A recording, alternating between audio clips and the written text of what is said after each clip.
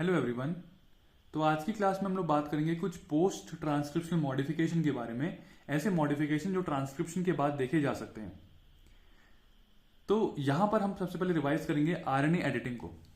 RNA को edit करना है।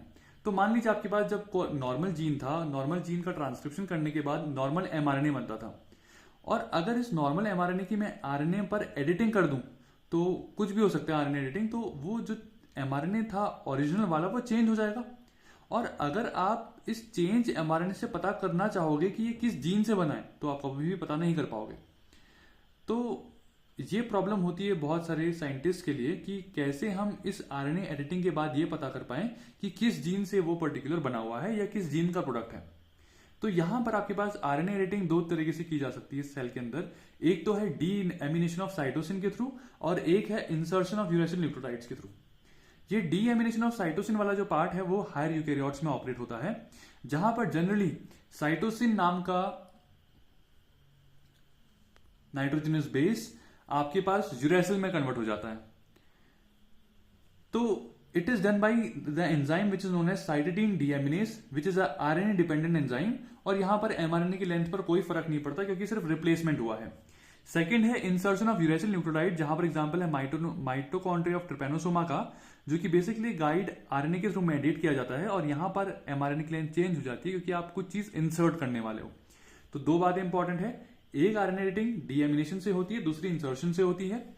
साइटोसिन का यूरेसिल में conversion by cytidine deaminase, it is known as deamination of cytosine, जो कि हायर यूकेरियोट्स में ऑपरेट होता है। Second, insertion of uracil nucleotide done by guide mRNA and it is guide RNA which is seen in the mitochondria of Trypanosoma.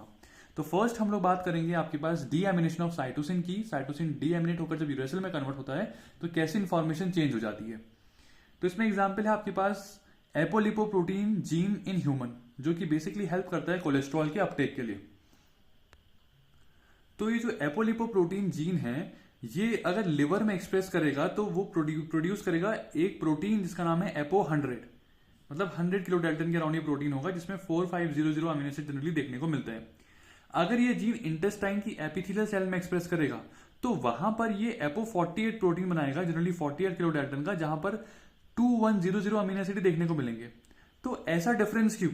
Gene same है but जब liver में express कर रहा तो बड़ा प्रोटीन बन रहा है, इंटेस्टाइन में जब एक्सप्रेस कर रहा है तो वहां पर छोटा प्रोटीन बन रहा है।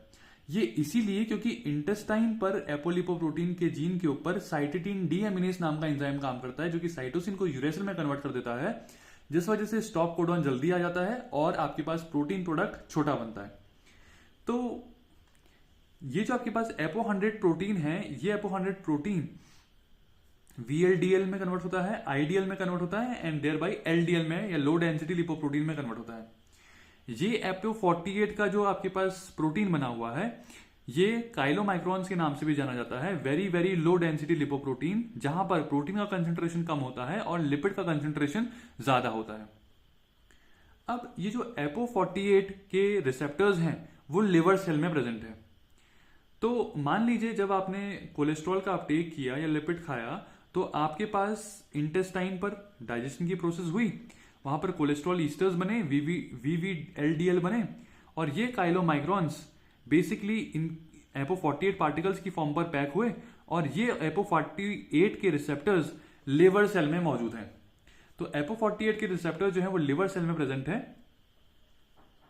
तो ये एपो 48 के पार्टिकल्स मतलब लिवर में जाएंगे, वहां से ये VLDL, IDL और लास्ट में LDL का फॉर्मेशन करेंगे। और ये LDL का फॉर्मेशन के बाद ये LDL के रिसेप्टर्स या एपो 100 प्रोटीन के रिसेप्टर्स उन सारी सेल्स में प्रेजेंट होंगे जिनको कोलेस्ट्रॉल की रिक्वायरमेंट है फॉर देयर फंक्शनिंग।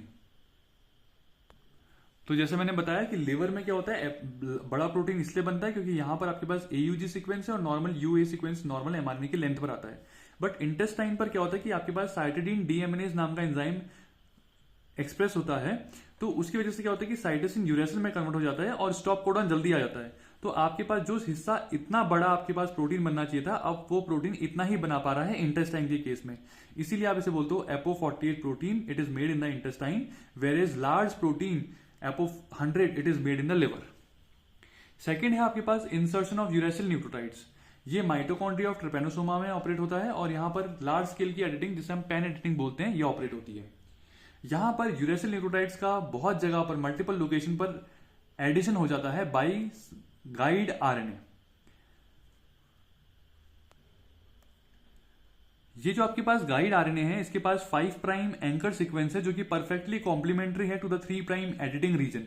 तो मान लीजिए आपके पास ये पिंक कलर का टारगेट आरएनए है, इसके पास पर्टिकुलर सीक्वेंस है और यहां पर आपके पास 5 प्राइम साइड से गाइड आरएनए जाकर एसोसिएट हो चुका है।